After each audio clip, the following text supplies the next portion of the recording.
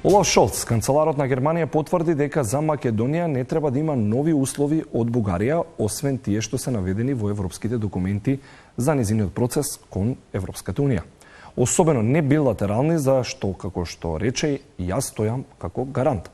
Изјавата на Шолц доаѓа во рамки на дводневната посета на владина делегација предводена од премиерот Димитар Ковачевски во Германија, а таму е и колешката Тамара Гранчаровска. Тамара предмалку заврши официјалното обраќање, кои беа главните поенти. Токму така, Павле, предмалку заврши пресконференцијата и потоа и работната вечера на двете делегации. Ние сме пред владата на Германија, каде што се канцелариите на Олаф Шолц. Инаку, тој, како што и ти кажа, испрати една порака денеска дека тој стои како гарант дека нема да има нови услови за Македонија, освен што се тие што се досега наведени од Европската Унија во процесот за пристапување на земјава во Унијата.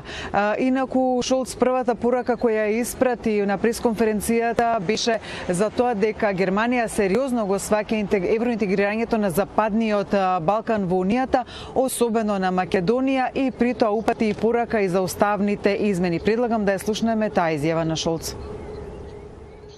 Германија сериозно ја сваќа и перспективата на државите од Западен Балкан. А за Северна Македонија тоа важи посебно. Имаме голема почит за македонскиот идентитет, јазик и историја и за огромните напори што Северна Македонија ги вложува на патот со реформи кон ЕУ. Сега од централно значење планираната промена на уставот. Од низиниот успех зависат многу нешта. Знам дека тоа не е едноставен чекор, но е потребен за да се ослободи патот за престапниот процес во ЕУ.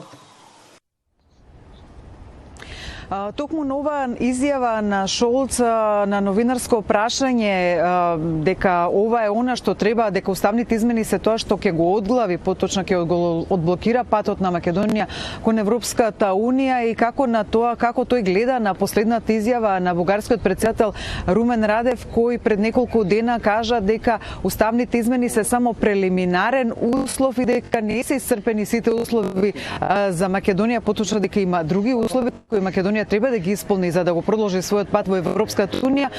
Шолц категорично прво што кажа беше не, дека за Македонија е ставено на хартија она што таа треба да го исполни, особено нема дополнителни услови во делот на билатералните состојби, и како што кажа ти во најавата, при тоа рече јас стојам гарант за тоа, но предлагам да ја слушнеме изјавата од Шолц лично од него. Многу ви благодарам за прашањето, ќе бидам јасен. Не, тоа е јасно договорено.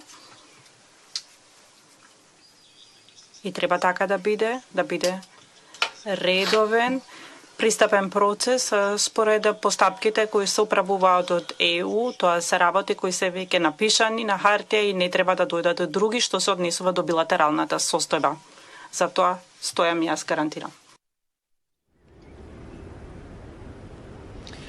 Инаку, премиерот Ковачевски денеска во германската влада беше пречекан со највисоки државни почести, со интонирање на македонската химна и со постројување на армијата на Германија. Во делегацијата со него се и вице-премиерот за европски прашања Бојан Маричич, како и шефот на дипломатијата Бујар Османи. Инаку, Ковачевски во своето на пресконференцијата во своето обраќање се заблагодари на Германија за поддршката која дава на Македонија, особено лично на канцеларот Шолц, како што рече, кој конкретно се заложил за Македонија, дури изборуваше на германски, поточно првата реченица на пресконференцијата ја кажа на германски. Предлагам да го слушнеме тој дел од пресконференцијата.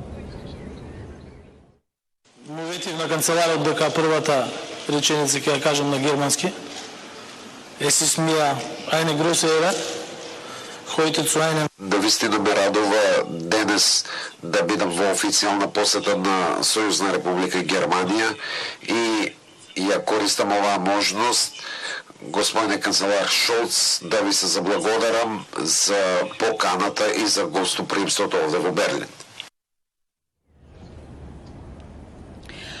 Инаку, Ковачевски, освен што зборуваше за соработката меѓу Македонија и Германија и за тоа, за трговската размена, која, како што рече, Германија е најголем трговски партнер на Македонија, дека 50% од извозот на Македонија оди во Германија, дека во Македонија има 200 германски компании кои вработуваат 20.000 македонци. Искористи приликата и од пресконференцијата, освен што и се заблагодари на Германија за поддршката која даде со резолуцијата за македонскиот идентитет и јазик и култура, да испрати порака за уставните измени до опозицијата, поточно до опозицијските пратеници во земјава, дека треба да го слушаат да го следат она што е потребно за Македонија. Тој голем дел од пресконференцијата посвети токму на уставните измени, образложувајќи зошто трие треба да бидат донесени. Предлагам да слушнеме дел од пресконференцијата посветен на уставните измени од страна на премиерот Ковачевски.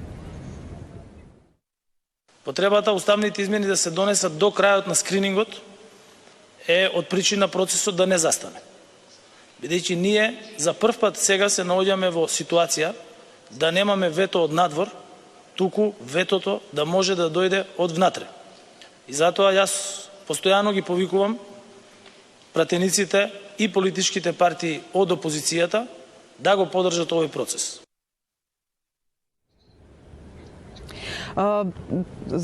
Средбата заврши со работна вечера тука во владата на Германија. Премиерот, како што кажав, со делегацијата веќе замина. Утре продолжуваат посетата со посета на трибина на фондацијата Фридрих Еберт. Ке има и средба и со македонските иселеници во Берлин, но за тоа ќе известиме повеќе утре.